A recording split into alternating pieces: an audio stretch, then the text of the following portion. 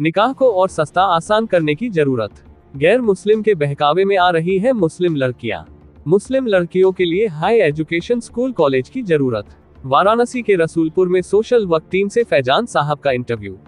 वाराणसी से कैमरामैन समीर अंसारी के साथ ब्यूरो चीफ मकबूल अंसारी की रिपोर्ट। अस्सलाम वालेकुम, मेरा नाम है मकबूल अहमद और आप देख रहे हैं सदाए न्यूज़ वाराणसी।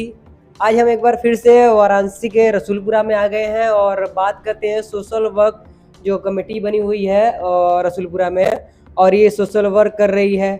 और अभी क्या क्या वर्क नया कुछ शुरू किए हैं, क्या कुछ नई अपडेट देना चाहते हैं चैनल के माध्यम से लोग।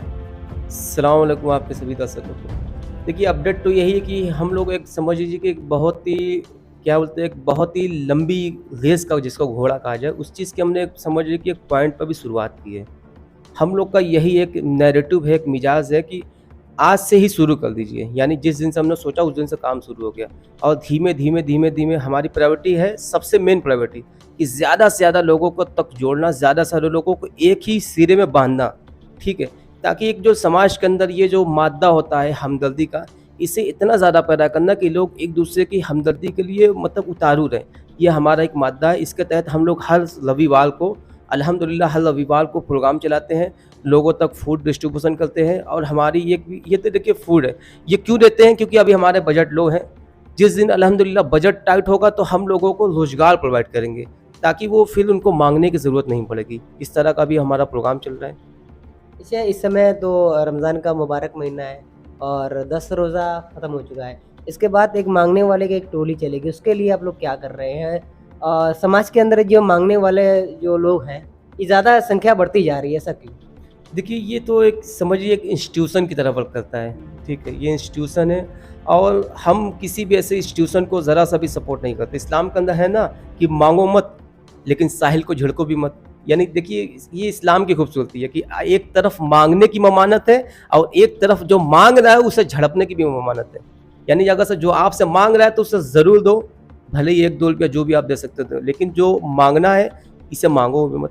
तो इस इंस्टीट्यूशन को तो हम इसलिए सपोर्ट नहीं करते। हम लोग का यही नैरेटिव है कि जो मिस्कीन है, जो दरअसल मांगते नहीं और एक्चुअल में ज़रूरतमंद है, उनकी ज़रूरत को हम लोग पहुँचाया जाए ताकि वो किसी बुरे काम में ना पड़ जाए। देखिए, एक ऐसा होता है कि अक्सर हमें ज़रूरत है और मेरी कोई मदद नहीं करता, तो मेरे अंदर एक ना समाज के प्रति रोष पैदा हो जाएगा, एक नफ़रत आ जाएगी। दुनिया में लोग बड़े-बड़े लोग हैं, बड़ी-बड़ी बात करते हैं, बड़ी-बड़ी दाढ़ी रखे हैं, बड़े-बड़े नमाज़ी हैं और कोई किसी की मदद नहीं करता। मेरी मर्ज़ी, मेरा जिस्म, मैं जिस तरह चाहूँ करूँ। तो एक जब ये रोष पैदा होगा तो फिर समाज के अंदर एक बिगाड़ पैदा होता है, और जब वो बिगाड़ पैदा होता है फिर हमें लगता है कि दुनिया कितनी बुरी है। दरअसल ये पूरा एक सिस्टम सेट है कि हम जब पहल करेंगे कि हम उनकी ज़रूरत पूरी करेंगे, चाहे रोज़गार के ज़रिए, चाहे खाने के ज़रिए, चाहे जो भी उनकी सामाजिक ज़रूरत है पूरी करेंगे एक ज़िम्मेदार नागरिक के तौर पर, तो इंशाअल्लाह वो चीज़ पैदा नहीं हो पाएगी समाज के अंदर। फॉर एग्जांपल मान लीजिए एक जवान लड़की है, एक बूढ़ी माँ उसके घर में रहती है और कोई कारोबार का सोर्स नहीं है, ठीक है, और काफ़ी पिछड़े एरिया में रहती है, ठीक है, और हम उन तक कोई रसाई नहीं है, हमारे पास कोई सोशल प्रोग्राम नहीं है कि उनकी ज़रूरत को पूरी कर सके।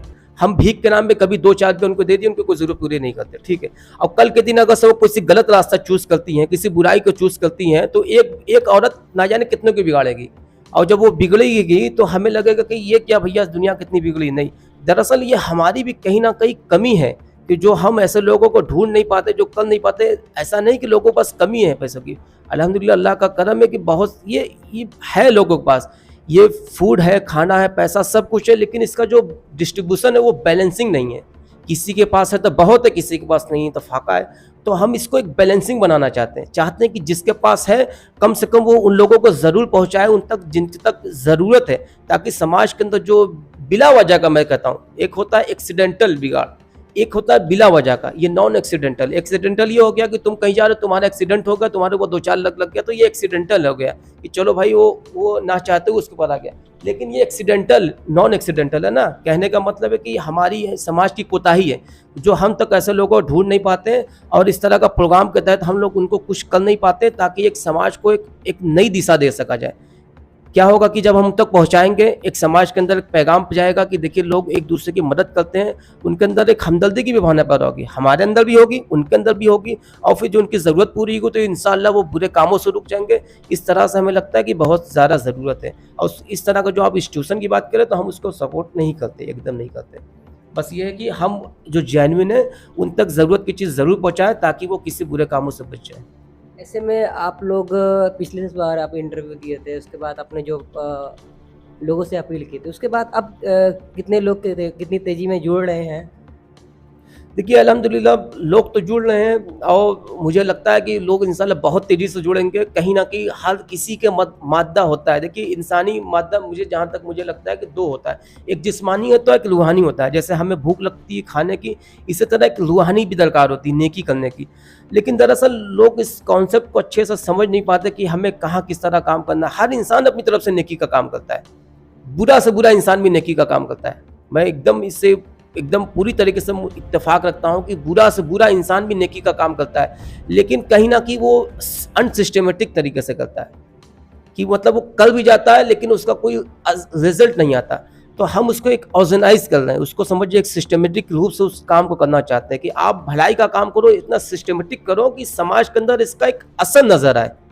इसका एक असर नजर आए कि आप अगर सब भलाई कर रहे हो, भाई लाखों करोड़ों अरबों ज़कात बढ़ जाती है लेकिन कोई सुधार नहीं होता। क्यों नहीं होता? क्योंकि वो एक सिस्टमेटिक रूप से काम नहीं हो पा रहा है। हर आदमी अपने दरवाजे पर हज़ार आदमी की भीड़ लगा के 20 रुपया 50 रुपया बांट के लाख 2 लाख बांट के ख़त्म हो जाता है, लेकिन बदलाव नहीं हो पाता। तो हम उसको सोचते हैं कि ऐसा सिस्टमेटिक रूप से काम किया जाए कि हम अगर से 50,000 आदमी को जोड़े हैं और 50,000 आदमी हमें 20 रुपया देंगे तो कितना हो जाएगा? 10 लाख रुपया हो जाएगा। अब 10 लाख में 10 लोगों को बदला जा सकता है कि नहीं बदला जा सकता है? तो हमारी मुहिम बस इतनी ही है कि हम लोगों को इस लेवल पर जोड़ना चाहते हैं कि जिस लेवल पर उनको जुड़ना और ना जुड़ना दोनों बराबर रहे। समझिए बात को। मेरे लिए 20 रुपये की मान लीजिए कोई वैल्यू नहीं है, मैं खर्च करूं या ना करूं, मेरा होना ना होना दोनों बराबर है। तो मैं अगर से 20 रुपया किसी ऐसे सिस्टमेटिक रूप से खर्च कर दूं तो वो किसी के लिए भला बन जाएगा। 50,000 आदमी जुड़ गए, 20-20 रुपया दिए, किसी को 20 रुपया देते वो नहीं खलेगा, ज़रा सा भनक तक से नहीं लगेगी। लेकिन 10 परिवार ऐसे हैं जो उससे बदल सकते हैं। तो हम क्यों ना ऐसी पहल करें कि जिसमें हम 10 लोगों को बदल सकते हैं, कितनी बुराइयां समाज से ख़त्म कर सकते हैं, कितना डेवलपिंग कर सकते हैं, कि कितना एक अच्छा कल्चर पैदा कर सकते हैं हम इससे। तो ऐसे में ये रमज़ान का ये मुबारक महीना है और 10 रोज़ा के बाद शुरू हो जाए ज़कात का मामला। तो इसमें ज़कात का कुछ सिस्टम बनाए हैं लोगों से ज़कात इकट्ठा करने की? नहीं, चला रहे हैं। देखिए अभी ज़कात के लेकर तो हम लोग ने इसकी मुहिम नहीं अभी शुरू की है ज़कात को लेके। अभी हम लोग जो भी है, जो आम सदका होता है, जो लोग भाई आम सदक़े की भी बड़ी फ़जीलत है। अल्लाह ताला रमज़ान के महीने में इसको कई गुना बढ़ा के इसका बदला देते हैं। अभी तो ये आम सदक़े ही की पहल चल रही है और मुझे लगता है कि अल्हम्दुलिल्लाह जो लोग ज़कात निकाल सकते हैं वो आम सदका भी बेशक दे सकते हैं। और हो सकता है कि नेक्स्ट साल हम लोग सोचें कि अगले साल इसमें ज़कात का कुछ सिस्टम रखा जाए। अभी तो फ़िलहाल क्योंकि उसका एक क्राइटेरिया बनाना पड़ेगा, पूरा सिस्टम बनाना पड़ेगा। हम नहीं चाहते कि किसी भी काम को हम आनन-फानन में करें, ठीक है, कि नॉन सिस्टमेटिक रूप से ना करें, बिल्कुल सिस्टमेटिक रूप से इस काम को ही करें कि ऐसा ना हो कि आनन-फानन में कुछ भी करें और जिसको बाया आम की भाषा में फूल की लपसी, ऐसा कुछ नहीं चाहते। अभी हम चाहते हैं कि आम सदका लोग दें और हर आदमी जुड़े और हर आदमी कम से कम कुछ भी अपनी प्रेजेंट करे, अपने आप को अपने होने का प्रेजेंट करे। और मैं बार बार यही कहता हूँ कि इस तरह ही जुड़े, कम से कम उसका होना ना होना दोनों बराबर की तरह रहे, इतना ही दे, लेकिन दे ताकि कुछ लोगों को उससे भला हो सके। आपसे जुड़ने का या ये सोशल वर्क टीम से जुड़ने का कुछ प्रोसेस है, कुछ नियम है, कुछ ऐसा है? बिल्कुल आम सा नियम है। देखिए स्क्रीन पे आप उसको हम नंबर दे देंगे, आप उसको चला दीजिएगा। इस जो नंबर है इस पे आप व्हाट्सएप के ज़रिए, कॉल के ज़रिए कांटेक्ट कीजिए। आप हमके ग्रुप में ऐड हो जाइए, व्हाट्सएप ग्रुप में ऐड हो जाएगा। अल्हम्दुलिल्लाह ये व्हाट्सएप ग्रुप पे हम लोग बस ये ममानियत है कि ज़्यादा मतलब कि जो इधर उधर के और ऐसे इख्तलाफी मैसेज के चक्कर में ना पड़े, जो हमें उकसाए अच्छाई काम करने पे, किसी के मदद पे उकसाए, किसी अच्छे काम के लिए उकसाए, इस तरह का मोटिवेशनल ही बस ऑडियो वीडियो ही मतलब इस तरह का रन होता है सिस्टम में, ताकि कोई इख्तलाफ भी ना हो, कोई फितना फसाद भी ना हो और हम लोग जो काम करना चाहते हैं एक्चुअल में उस काम को कर सकें। आप लोग समाज सेवा के लिए एक टीम बना लिए, लेकिन समाज के अंदर एक दीमक की तरह एक कार्य हो रहा है और दीमक की तरह हमारे समाज की बेटियों को गैर मुस्लिम साजिश का शिकार बना रहे हैं। तो इन तमाम चीज़ों पर आप किस तरह से कुछ कोशिश कर रहे हैं कि नहीं कर रहे हैं और क्या लोगों से कहना चाहेंगे इसको लेकर? ये बराबर दीमक की तरह समाज के अंदर खोखला करता जा रहा है। अल्हम्दुलिल्लाह हमारे बहुत सारे भाई लोग हैं, अपने ही समाज के बहुत सारे लड़के हैं, बहुत अल्हम्दुलिल्लाह बहुत मेहनत कर रहे हैं। हम अप्रिशिएट करते हैं उनकी मेहनत को। ऐसा नहीं कि वो मेहनत नहीं करते हैं और उनकी मैं नीयत पे भी शक नहीं करता। अल्हम्दुलिल्लाह बड़ी मेहनत कर रहे हैं, बहुत ज़्यादा मतलब कि जो है हसास दिल के साथ मेहनत कर रहे हैं।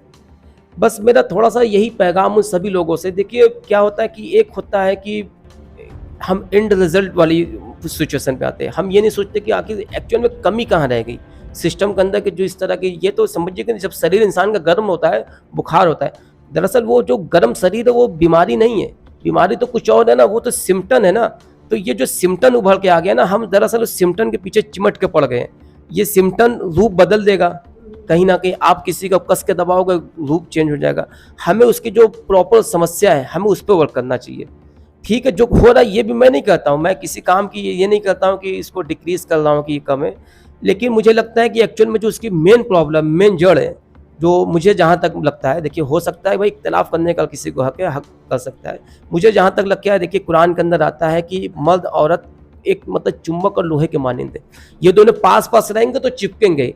आप ये इमेजिनेशन करते हो कि दोनों पास पास भी रहें चिपके भी ना, तो ये बड़ी मतलब कि जो बेवकूफ़ाना सोच है, मतलब बेवकूफ़ी वाली सोच है। नहीं, तो हमें ऐसे इदारे की ज़रूरत है ज़्यादा से ज़्यादा। समझिए ज़्यादा से ज़्यादा से मतलब ये होता है कि जितनी हमारी रिक्वायरमेंट है उससे 1% भी कम की नहीं, उतनी रिक्वायरमेंट चाहिए कि जितने हमारी जो लड़कियां पढ़ने वाली थी इस तरह के इदारे में रहें जहाँ पे सिर्फ और सिर्फ लड़कियां हों।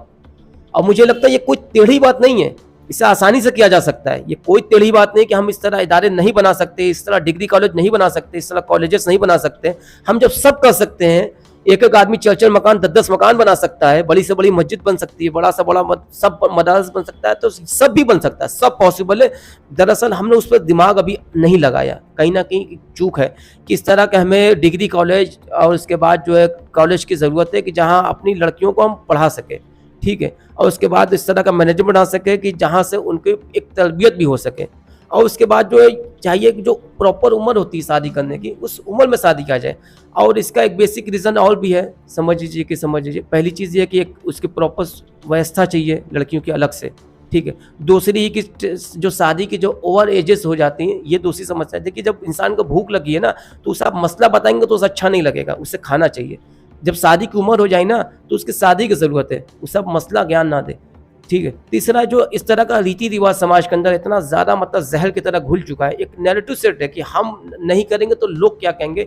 ये जो सोच है ना कहीं लोग गुनाह करते हैं और गुनाह को उतना गलीज नहीं समझते जितना रस्म ना करने को गलीज समझते हैं। यानी समझिए कि वो गुनाह करने को बेइज्जती नहीं समझते, गुनाह करेंगे उन्हें बेइज्जती महसूस नहीं करेंगे, लेकिन रस्म ना करेंगे ना तो उस पर अपने आप को इंसल्ट ज़रूर महसूस करते हैं। तो ये जो नैरेटिव सेट हो गया, इस नैरेटिव को चेंज करने की ज़रूरत है। और इस पर हमारे जो भी बड़े लोग हैं, जो भी युवा हैं, जो भी हैं, इस पर पूरी तरीके से मैदान मारने की ज़रूरत है।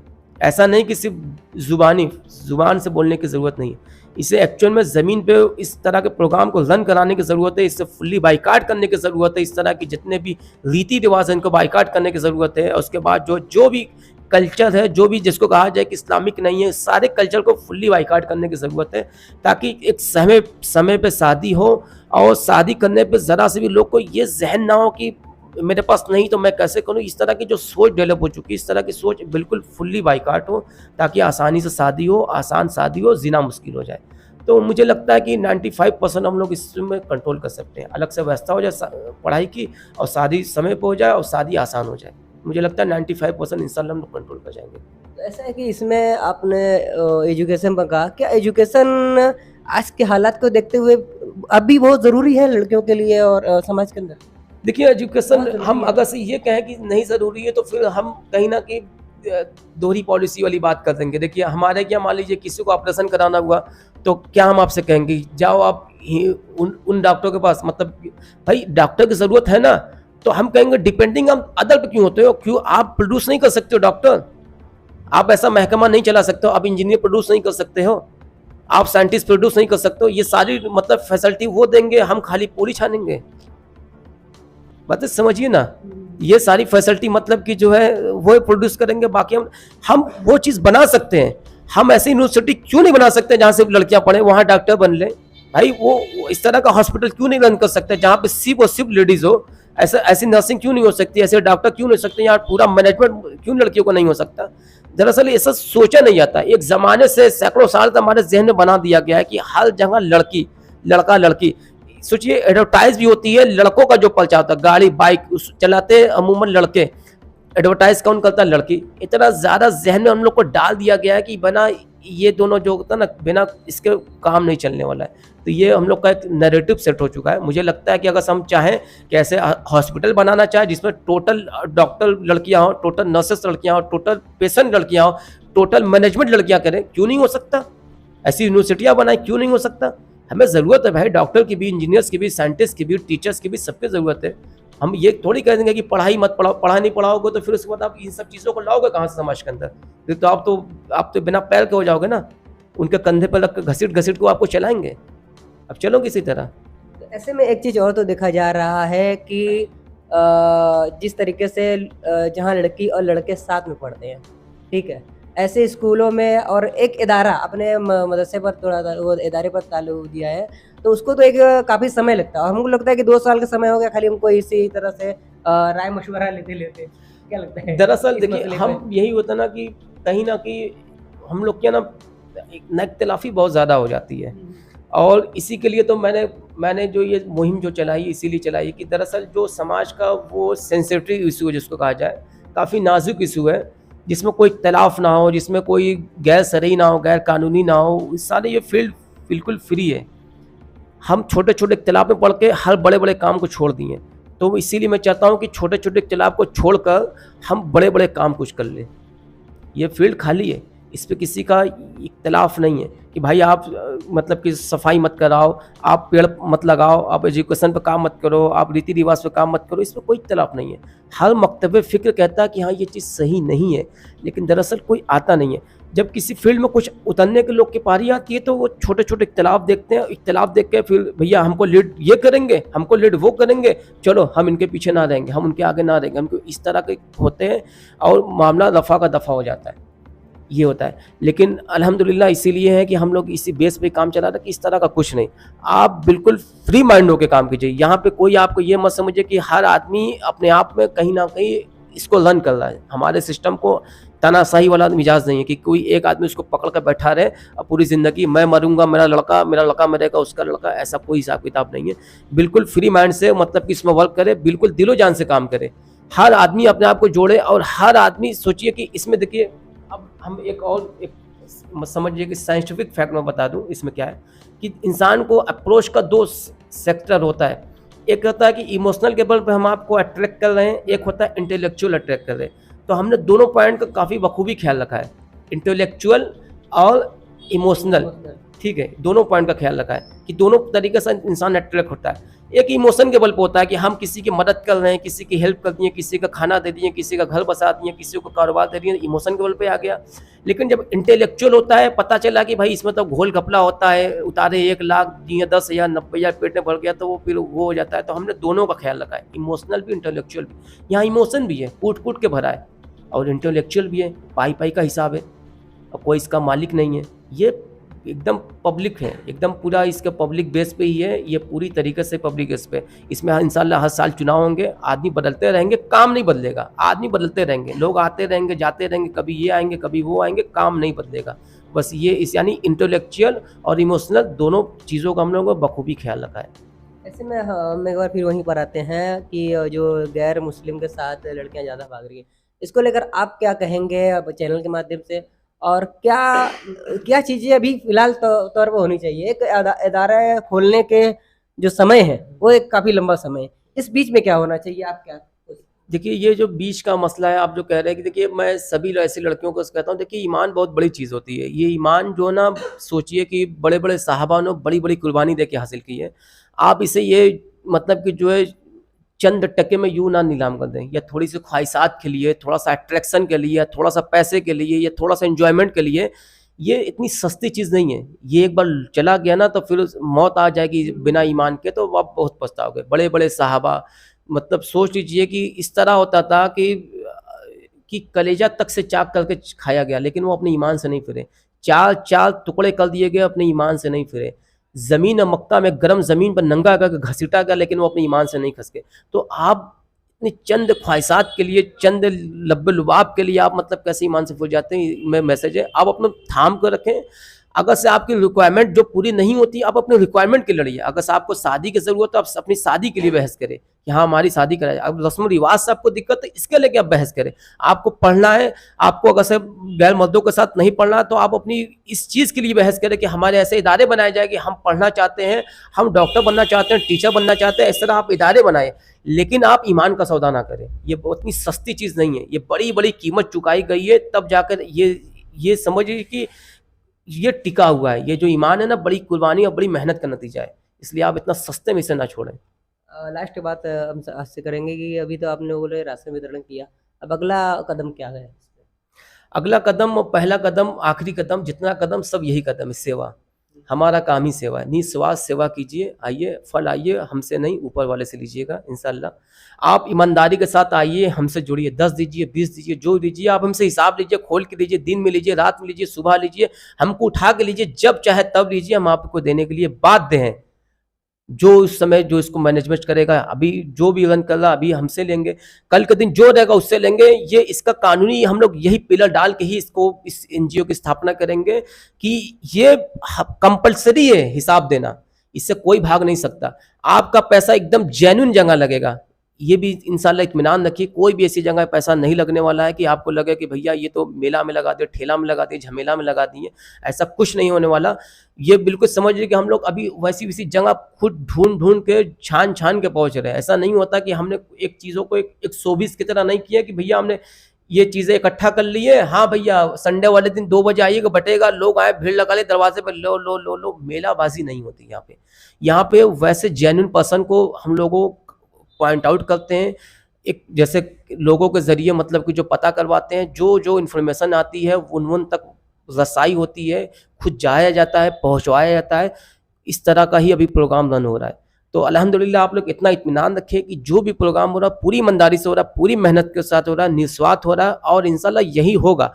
और आप बिल्कुल उंगली करते रहिए, हमें हिसाब किताब से जांच पड़ताल करते रहिए, इतना उंगली करें कि हम भी कहें कि भैया अब तुम ही संभालो, लेकिन करते रहिए। इस काम को करना है, बस सभी को करना है, ये सबकी जिम्मेदारी है, किसी मेरी नहीं, आपकी नहीं, इनकी नहीं, सभी की जिम्मेदारी है। बस इसको करना है, क्योंकि आपकी छोटी छोटी कोशिश से हम समाज बदल सकते हैं। तो ऐसी कोशिश को क्यों छोड़े हम, कि जिस कोशिश करने में हमें साहबा की तरह मशक्कत नहीं है, हमें कोई नंगा घसीटेगा नहीं, हमें 4 टुकड़ा करेगा नहीं, हमारा सीना चाक नहीं करेगा। आपको छोटी छोटी कुर्बानी करनी है, थोड़ा सा समय लगा सकते हैं, लगा दीजिए, थोड़ा सा पैसा लगा सकते हैं, 2-4 घर हर हफ्ते में हम बसा सकते हैं, बना सकते हैं, तो क्यों ना करें हम। बस मेरा यही लोगों से गुजारिश है कि आप लोग जुड़े। बस हमारी यही ख्वाहिश है कि आप लोग जितना ज़्यादा हो सकते जुड़े, और इस पैगाम को जितना ज़्यादा आम कर सकते करें। ये आपकी जिम्मेदारी है, जन जन तक पहुँचाएं, और आप सब लोग इसको ज्वाइंट हो। आप 10 रुपया से ही जुड़े, सोचिए 10,000 आदमी 10 रुपया देंगे, 1 लाख होगा, हम 2 आदमी को बसा देंगे, 2 आदमी को मजबूत कर देंगे, इंशाल्लाह वो 2 आदमी भीख से आज़ादी पालेगा। ऐसा नहीं कि उसको छोड़ देंगे, हम जिसको दिए देंगे हम उसको मॉनिटरिंग करते रहेंगे कि भाई उसके साथ क्या हो रहा है। तो आप सभी लोगों से गुजारिश है कि ज़्यादा से ज़्यादा आप लोग ज्वाइंट हो और हमें मजबूती प्रदान करें, हमारा हौसला दें कि हम भी एक अच्छा समाज की नींव डाल सके और एक अच्छी तस्वीर दिखा सके अपने समाज की। ठीक है, बहुत अच्छा लगा बात करके। मिलते हैं अगली वीडियो में, और चैनल पर नए हैं तो चैनल को लाइक, सब्सक्राइब, शेयर ज़रूर करें। बस बंद करो।